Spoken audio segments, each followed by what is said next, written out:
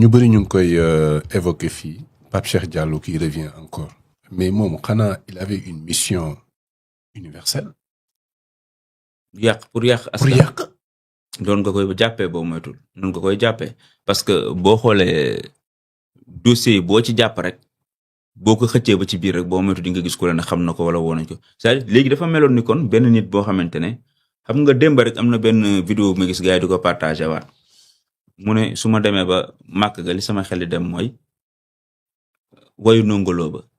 boo fa demee bul xiirooti bul kiiwati xaw ma ak moo góor gi yàlla nga laal kaaba ga xaw ma mais une façon de désacraliser façon boo xamante ne et puis mi ngi koy wax oustaz baa ngi toog si wet gi di muuñ nankaan nii mu reetaan jóg daw dem ñëwaat c'est-à-dire voilà un homme boo xamante ne dafa meloon ni mission am lenn la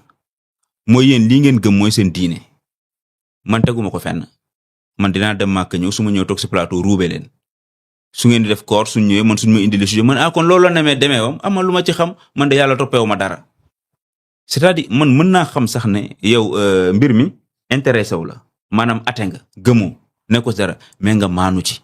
ngay bañ a tourner en dérision li nga xamante ni mooy gëm-gëmu nit ñi nga bañ a nekk benn entreprise boo xamante ni li tax a jóg rek mooy créer ay nit ñoo xamante ne dañuy yàq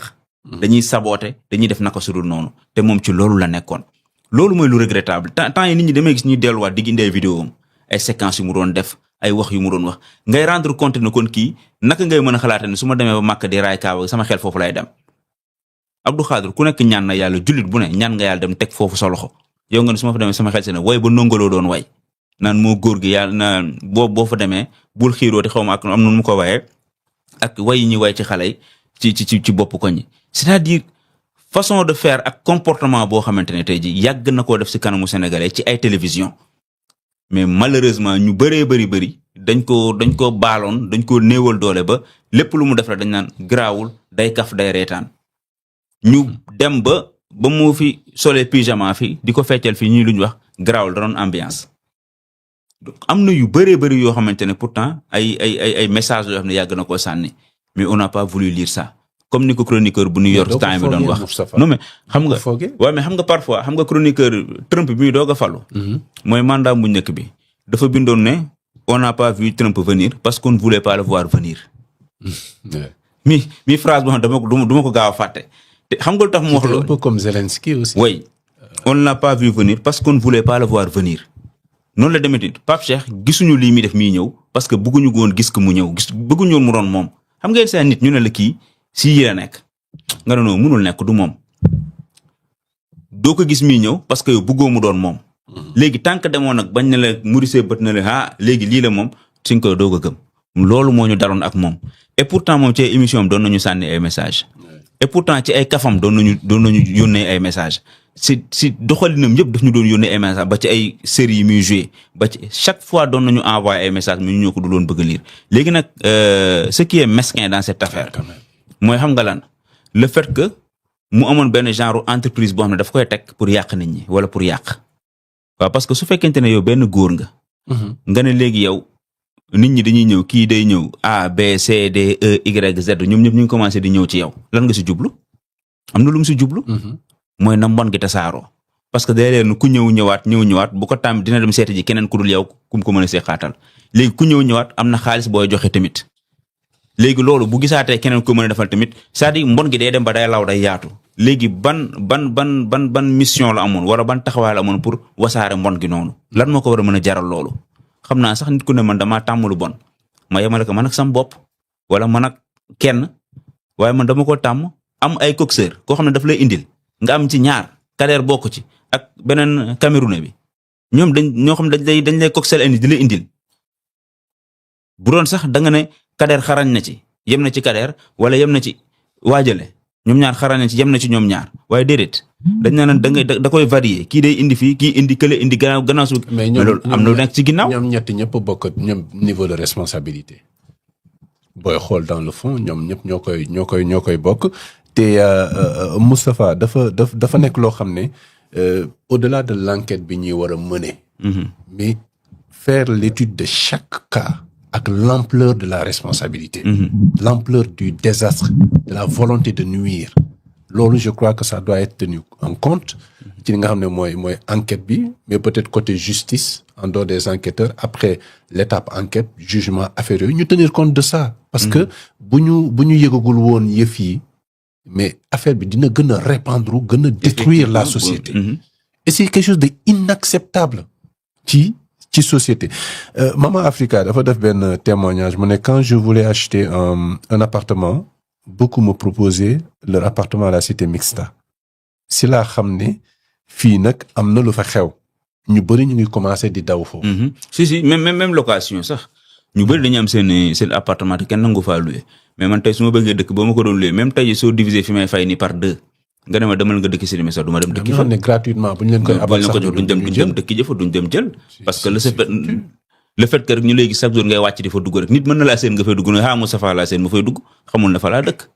donc am na yoo xamante nit du ko nangu et puis mais côté sécurité sax day posé wu. wàcc boutique bu daje ku ne tat dugg génn jëndaat yéeg. même côté sécurité sa njaboot buggoo tey ji ñi yeewu xëy di yem si ay kanam yoo xam ne xam nga ne ñii ay defkatu ñaawteef lañ. ay góor ak jigéen ay prostituées taxaw ci angle koñ bi di saagante di xuloo di xeex. yooyu kenn buggul sa njaboot di ci teg bët. donc bërëb la boo xamante ne baaxul moo tax police du jóg di fa def ay patrouille. loolu moom vraiment image bu yàq dëkkuwaay la. yoon nag war na ci mën a jóg su ko defee rek ñu nettoyer ko bu baax a baax. xam nga au début bi muy doog a jóg ñu bëri boo seetloo sax dañ doon am ay retenue ci niñ ci doon waxee. waaw parce que bett na leen def na choc ci ñoom mais lu ñuy xuus rek saa bu ñuy xeere di gis ne affaire bi ndekete mi ngi gën a garaaw ndekete du woon moom donc sax mais benn pilier la woon boo xam ne tamit dafa amoon ay ñeneen beneen réseau tamit boo xamante ne mi ngi woon tourner autour de la personne autour de As. te loolu li ko waral mooy démb ak bërki démb commencé nañu jàppaate am na ci koo xam ne petit lay wuyoo Médina lañ ko fekk jaaykatu fast food. devant son père. voilà nee nañ waa ci kanamu waajuram ak ay clients ñu daal di koy jàpp ndànk dugal yóbbu. ci dossier bii la bokk te moom ci ñi nga xamante ne mbiri As lañ bokk xam nga dañ ne dafa à peu près genre profil boobu ak Kader la. ñooñu nga xamante ne yàlla day def ñiy dem di sëy ñu leen di fay genre profil boobu quoi léegi nag toujours yooyu dafay boo moytuwul rek boo dajee benn Pape Cheikh bu am benn carnet d'adresse xam milieu yi xam gars yi bu la branché rek après da ngay am client yu bëri yoo xamante ne après buñ commencé jàpp nag ñooñu ñëpp après buñ jàppee kenn day jàpp ki jàpp kële jàpp keneen ki si loolu lañ nekk fi ñu toll nii ba jàppaat si keneen koo xamante ne ñu ngi ñuy wax ne ci Senelec bu Mbàkke lay liggéey. c'est un agent bu fa nekk moom tamit jàpp nañ ko ci yooyu te pareeguñu ñi ngi wëraat ñeneen ñi nga xam te ñoom ñëpp ci moom mi la ñuy déparé parce que téléphone am lañ nekk di exploité. képp ku ko ci mës a woo wala képp koo xamante ne woo nga ko ci ñoom ay preuve technique yu wane ne bi nga ko woowee li nga ko doon doyee wala sëq ngeen lii danañ la ci woo. donc du jotee ak dara nag. ak nit koo xamante ni dafa bëgg ko jàngal wala dafa ko soxla ci beneen cadre ngeen ñëw ngeen def ko ñooñu woo ko ñooñu amuloo ci tiit maanaam comme ñeen di xalaat naan waaw comme dañ ñu ngi exploiter téléphone am na léegi ñi daan dégganteeg moom souvent ma leen def leen dànk gendarme xam nañ bu baax ni ñuy defee seen enquête waaw tey jii man su ma amoon numéro di dégganteeg moom duñ jékki-jékki woo ma déedéet parce que dañoo xool numéro téléphone bi gis sama numéro déedéet dañuy dem ci message WhatsApp yi dem message yi xool gis ne chaque jour di ngeen déggante wala am na benn message boo xamante ne yónnee nga ko moom après en tout cas ñoom ay éléments yi wane ne. fii dara am na fi. ñu daal di lay woon ndànk pour approfondir mbir mi yow tamit boo ñëwee sa téléphone amaana du ñàkk dina am lu mu génnee donc moom moo tax ñu bëri da ngay gis ne ni gars yi di soree ci moom de jour en jour mais image bi gën a daw yaram wala bi gën a triste bi gën a metti ci mbir mi ci moom la bàyyi ko mooy bis bi ñu nekkee woon ci tribunal bu Guédiawaye Pikine bi. te mu nekk ci wetu corniche bi. Abdou Khadre nga gis ay soxna. boot seen doom boot ay xale. naaj bi anam boo xamante ne bu doy waar nga gisee ñiy génn ñii di jooy ñii di booba ñoom ñi ngi leen indi ci kaaf bi. moom ak ñeneen ñi nga xam ne ñoom lañ jàppandoo defe naa mook ñoom Kader ak ñooñu moom moo topp ci après Kader la waaw ñu nekk ci kaaf bi di xaar ñu bëri ñu ko doon béggee ak ñu ko doon safe daw dem fekk di ko apporter seen soutien mais ñu bëri si ñoom kenn mun see sigi xool nit ñi nga xam ne ñi ndegam ñoom ñoo mënul xool nit ñi waxuma laa moom mi nekk ci biir kon da ngay gis ne image bi nga xamante ne mën naa ne déception bi am na benn waaye ju ma si doon waxtaanal day sol yëre is bi mu ne man sax fi ñu toon damay génn dox sax am ñii di ma xoolee wala may am gàcce man te du ma mais xoolal toor boobu mu causé nit. C'est ça le ravage que ça va faire. mu ne man damay am gàcce yenn saa damay jékki-jékki nit di ma xool ma xam ne kii mbubbu aas bi la may xoolee mu ne mais mënuma ci dara mais damay am gàcce. mais lii tamit àq la de. non àq la àq bu rëy. mais takkal toute une communauté comme ça. àq bu rëy la cette grosse entreprise du mal. àq bu rëy la mais loolu moo tax ma ne c'est dommage quoi. c'est dommage c'est dommage. c'est dommage. nit déjà. benn gis-gis bi ngay indi te yow yaa amoon sa comportement boobu yaa ko doon def am ñoo xamante ne tey jii fi ñu toog ak moom kuréel buñ ci paree julli nañ def seen bi dem toog seen kër jàpp seen jàmbur yow ndekete boo paree ba summi ko yaa ngi ci yeneen bu subaa nga dajawaat ñëwaat toog gën a mën a yëkkati baat gën a mën a wax moo tax ñu naan nit dafa lëndëm. nit moo lëndëm effectivement Daouda Sy moom wax na dëgg nit moo lëndëm Pape Ibrahima Faye suñu oncle bi nee na mu ngi woon Sénégal il y a 5 semaines mais nee na il faut que ñu souligner les panneaux publicitaires avec des hommes nus en haut avec des pubs c'est-à-dire seen buste dafa nu torse nu pour des pubs de parfum j'ai même signalé ça à mon fils il dit pas remarqué di na pas remarqué ça man gis naa ko aussi am na maa ngi ko doon woon bekkaay bi ñuy ñibbi mardi avant loolu sax am na beneen bu ñu rombaat benn boutique du ma ko cité miy jaay yëfi jigéen mais Abdou Khadir boo ko gëstoo sa yaram day daw mu nekk fàng ci mbedd mi boutique bi yëre jigéen yëfi jigéen lay jaay mais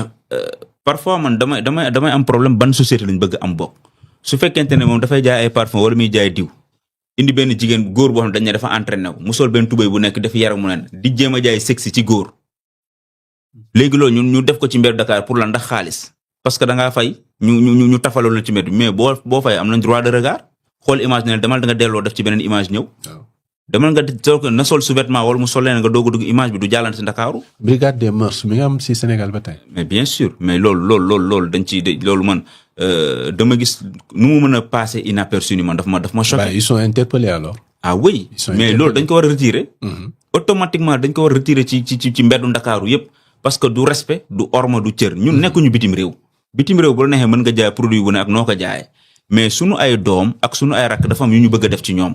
waruñu leen wax ne seen jëmm ji seen yaram yi nii da ngeen ko war a jaay. parce que ku góor kooku li muy def jaay yaramam la.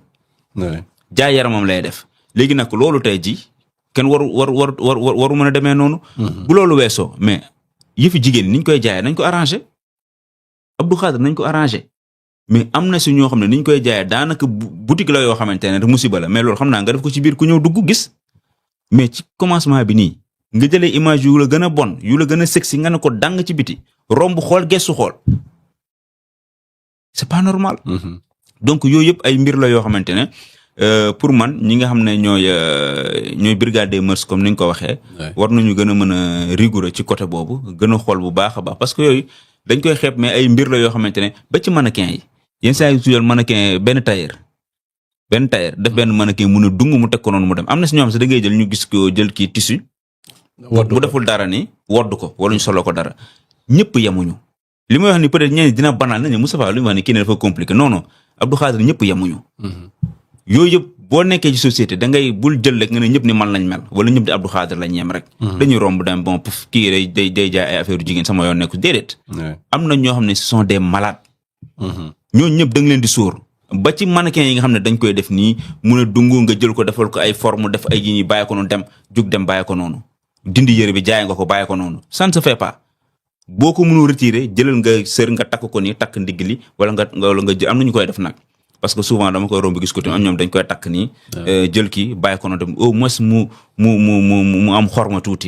tuuti parce que bu dul dara comme nee na nit lay jëmmal def ci orma def ci kersa loolu c'est très important mais malheureusement da nga gis ñu xam ne seen yoon ci yooyu seen yoon ci ay image yu bon nga taf ko sa buntu boutique ne loolu ngay jaay ay yeneen ak yeneen yoo xamante ne en tout cas war nañ ci gën a mën a bàyyi xel bu baax a baax a baax.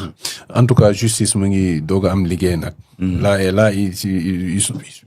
sont elle est tenue, je dis bien elle est tenue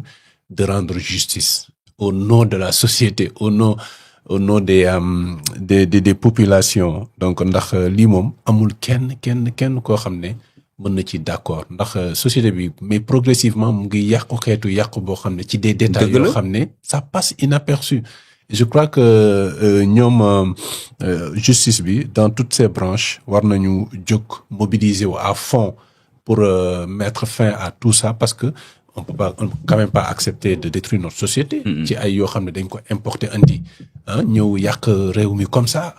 mais vous êtes interpellé. Il faut que ngeen taxaw on dénonce mais vous devez acter. ngeen def des efforts parce que yéen toll ci palier boobu pour poser des actes pour mettre fin à ça. ñun sensibiliser lañu mën ñu ngi koy def comme on peut surtout ci affiche nañ ci bàyyi xel bu baax. xam nga il faut détruire directement dindi ko yooyu nañ ko dindi. oui ba pare ñu def ci wax waa ji mu xoolaat produit bi mu bëgg a jaay mu xoolaat naka la koy gën a ormaler daal. produit mën nga ko jaay te doo choqué waaw doo choqué doo yàq waaw. doo yàq société il faut qu'on se dise un peu la vérité aussi xaalis warul tax aussi ngay ravager mais rien que pour am xaalis booy am xaalis aussi mais da ngay sàmmal ñeneen ñi seen cër seen yëf il faut que tout ça s'arrête. mais multinationales yooyu dañu doy waar de xanaa xam nga parfois image bi sax yenn saa du leen sax tax a jóg yéen image yi moo lay tax a jóg moo tax affaire yi dafa yéeme. moo tax il faut détruire c'est plus profond que ça waaw c'est plus profond que ça. il faut détruire parfois mun nga caché aussi benn marque sax. caché benn marque boo xam ne sous-vêtement ngay jaay wala leneen ngay jaay pour véhiculer beneen message parce que ñoom tamit ay industrie la ñoo xam ne boo xoolee ba ci biir ña ca ginnaaw ña ko moom ñen ay góor jigéen la ñuy doon ak ñeneen souvent ñi ci moom marque yu màkkee yu bëree bëri góor jigéen yee nekk ci bopp ba waaw léegi toujours nag seen communication sax dañ koy sërxal ci suuf ci biir communication bi sax tentative de dépravation boobu noonu da nga koy gis sur doxalin bi yëpp ñu koy sànni ci suuf léegi yow nag boo intelligent wul di jéem a décortiquer message bi. toujours da ngay daanu parce que non marketing la ñuy def marketing la rek il faut que ça choque il faut que ça soit sexy donc bàyyi mu jàll fekk ñoom loolu lañ bëgg ci mbir mi bu dee góor la ñu jigéeneel ko. parce que góor am na nu yenn yu ñu lay def dañ lay jéem a jigéeneel ba ci regard bi ba ci yu bëree bëri yoo xam dañ lay jéem a jigéeneel parce que ñoom loolu la ñuy wut pour ne ku góor ki da ngaa war a pousse tuuti am tuuti jigéen ci yow. léegi su ko defee nga foog noo kii diw bi lay jaay wala kii bi lay jaay déedéet góor bu jigéen bi lañ la bëgg a jaay. pour wane la war nga mën a mel ni kii da nga dem nga entraîné wu ji après nga am benn regard bu jigéene. non il faut mettre fin à ça njàpp duñu ay ibaadu mais réew mi moom njàpp mu naan ma cee sama ibaadu yi duñu ay ibaadu mais réew mi moom. duñu nangu ku ko yàq. njàpp moom dafa doy waar rek ibaadu. duñu nangu ku ko yàq mais Moustapha il faut que il est temps d'agir. Il est vraiment temps d'agir et on le dit avec beaucoup de gravité. Il est temps d'agir. Brigade des mœurs, police, gendarmerie, nous vous encourageons encore une fois ci effort yi ngeen def dans les enquêtes, mais plus de mobilisation